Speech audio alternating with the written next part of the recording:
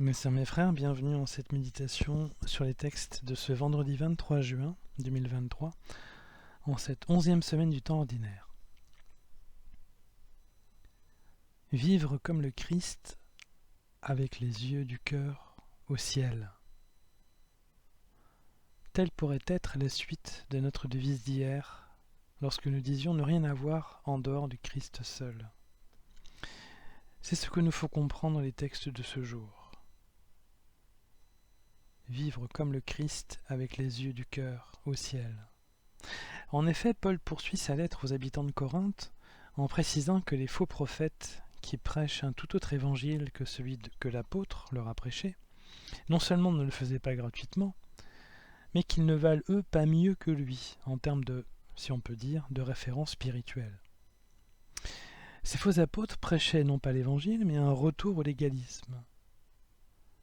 La différenciation entre judaïsants et hellénistes s'est faite progressivement, avec des dissensions en général plus grandes en terrain juif qu'en terrain grec. Cela n'a pas empêché des émissaires judaïsants justement de venir à Corinthe. Antioche avait été la cristallisation des premières dissensions dans la communauté chrétienne naissante entre les païens convertis et les juifs convertis. Et ces derniers, les juifs convertis, souhaitant un maintien du légalisme et du ritualisme juif, comme la circoncision par exemple. Pierre avait déjà tranché la question au cours du premier concile de l'Église tenu à Jérusalem, vers 50 après Jésus-Christ, et dirigé par Jacques. Le concile s'était prononcé contre un retour au légalisme, autour de la question justement de la circoncision. Mais les judaïsants continuaient leur combat à Corinthe, justement.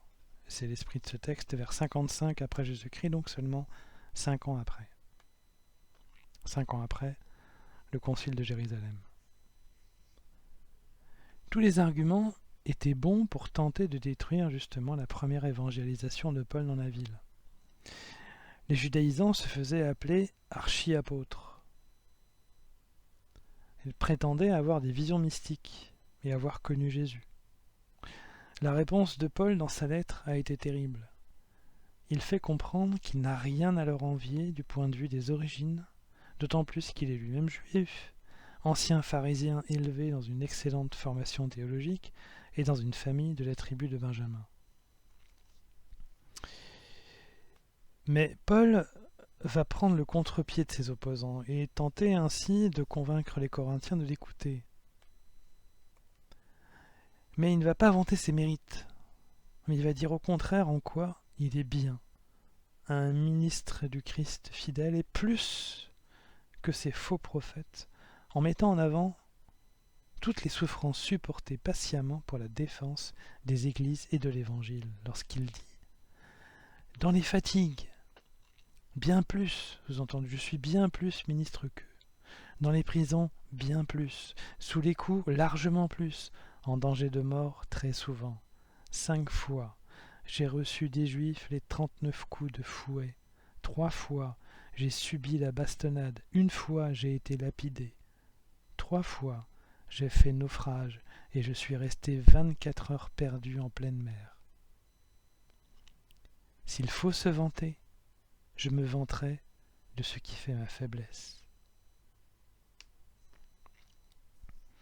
Et cette faiblesse justement est la force et la douceur de Jésus qui a permis à Paul de résister et à Jésus de résister patiemment aux souffrances. Et Paul s'en réclame justement. Les Corinthiens n'avaient ainsi aucun sens critique ni aucun discernement des esprits, c'est ce qui inquiétait Paul. Il ne prenait aucun recul par rapport à ce que ces faux prophètes enseignaient, sans compter qu'ils demandaient de l'argent pour le faire.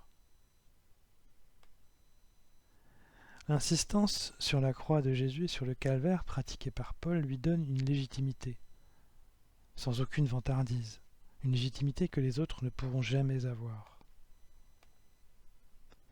Car au lieu que les événements malheureux qu'il a vécus soient regardés comme une confirmation du péché du point de vue du légalisme, au contraire, ils sont le symbole d'une foi vivante au service du Christ, tous ces malheurs.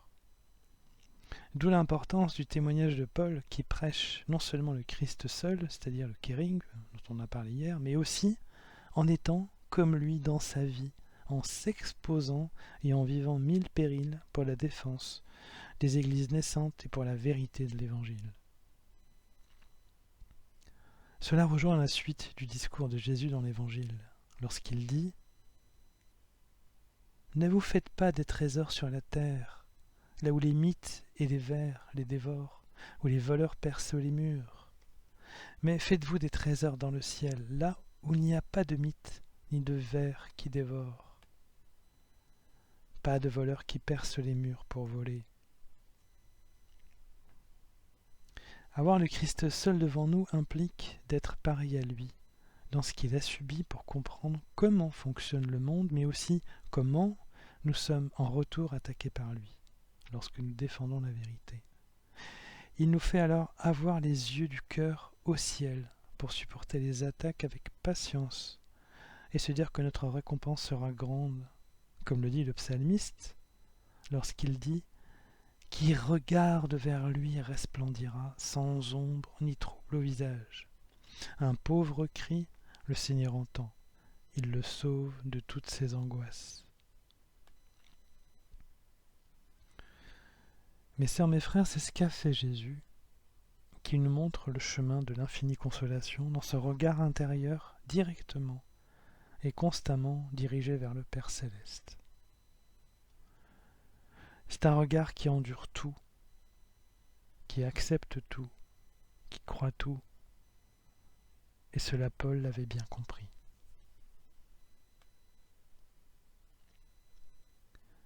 Mes sœurs, mes frères, après ce moment de méditation, je nous invite à la prière.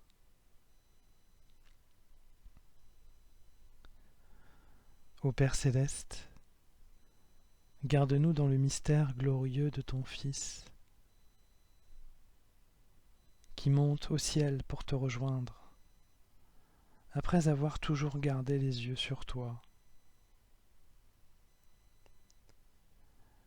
Donne-nous la force d'endurer la vérité malgré les souffrances, et la proclamation de la vérité malgré les mensonges. Fais de nous de bons envoyés. Donne-nous la lucidité et la clairvoyance pour discerner la nature des esprits à l'œuvre dans ta moisson et servir le bon combat. Donne-nous aussi de bien connaître ta parole, pour la reconnaître facilement dans les discours et les actes de ceux qui s'en réclament. Nous pourrons ainsi œuvrer avec tous les ouvriers du Christ, ton Fils Jésus. Amen.